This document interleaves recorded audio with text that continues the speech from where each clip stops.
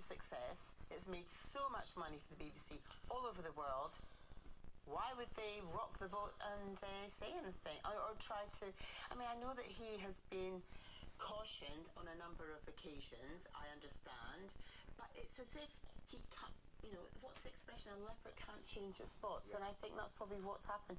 He hasn't really been taken to task strongly enough to change his behaviour.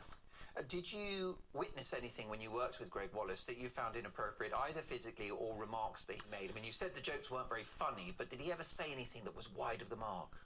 I can't remember. No, I can't honestly say that I did. No, I really can't. I didn't ever witness him behaving really inappropriately towards anybody. No. I mean, do these allegations surprise you, therefore? No, they don't, actually. They don't. I mean, I was there like 12 years ago, so it's a long time between them then and now, and a long time for somebody whose behaviour could become a lot worse. And you've said that his personality and the way he conducts himself was very different, him and John Turode, very different on air compared to off air. What was the difference? Do you know what? It really reminded me of me and Kim. Chalk and cheese. How clean is your house? Yeah, of course, big that's right. hit you that's and, right. and In Kim front Woodburn. of the camera, loads of energy, and I think often sometimes if there's friction between presenters, it creates this energy, and then it's great on camera, and then camera's turned off, you go off to opposite ends of the room. And I could see this happening, and I absolutely recognised it. If the more serious allegations are dismissed, can Greg Wallace return to TV, do you think? Oh, I just don't think it's going to happen, is it? You know, is it who's going to have him? Who knows? And if the serious allegations... I mean, he's done Strictly, hasn't he? Well, he has, of course. That's it. I mean, that's the last port of call, maybe the jungle. But if the allegations which are of a more serious nature are dismissed, and in the end, if it boils down to inappropriate jokes, is that harsh treatment for him to lose his career? I don't think it does boil down to inappropriate jokes from what I've been reading. I think it is a lot more serious than that.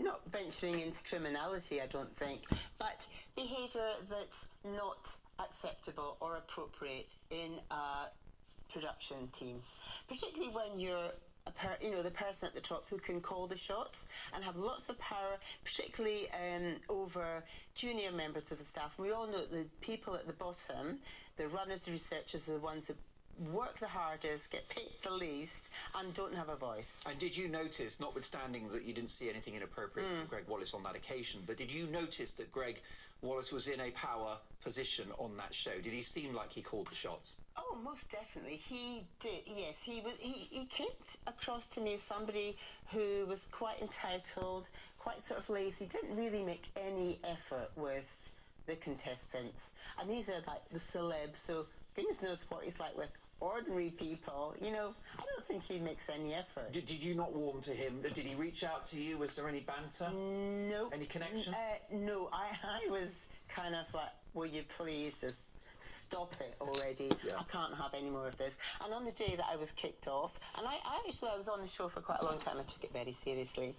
I went round the production team, said goodbye and thank you to everyone, and said goodbye to John. He was very gracious. And I thought, oh, where's Greg? I'll say goodbye to him.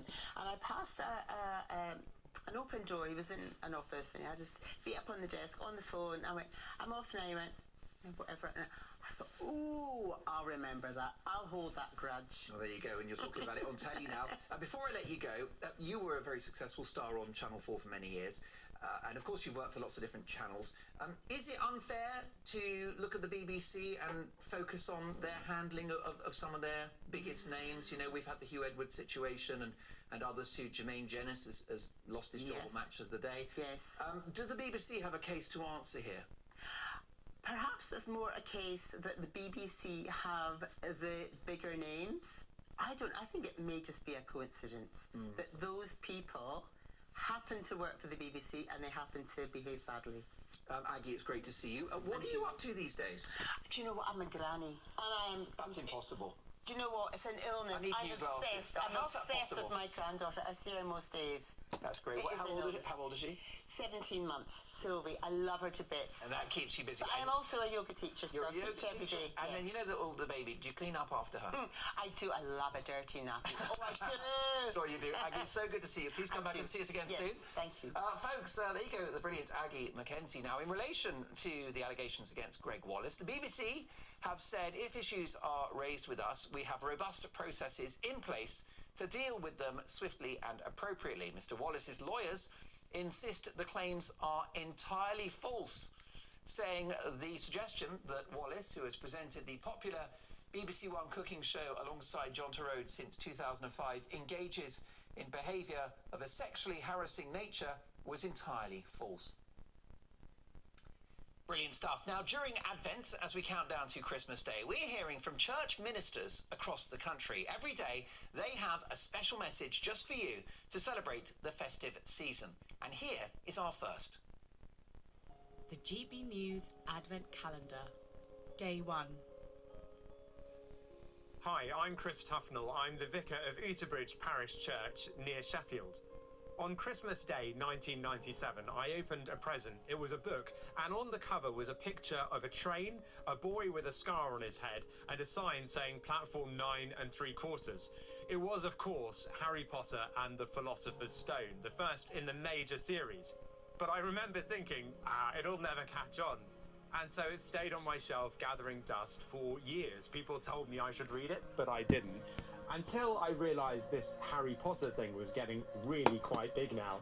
And so I opened the cover, began to read, and sure enough, I was soon hooked. I think it's all too easy for us to do the same with the story of the person Christmas is all about, Jesus Christ. It's clear his story has caught on, it's shaped the Western world and given us the values we cherish so much at Christmas. Most people have heard something about him, but few have actually read the story for themselves. If that's you, might it be time that you did? Happy Christmas.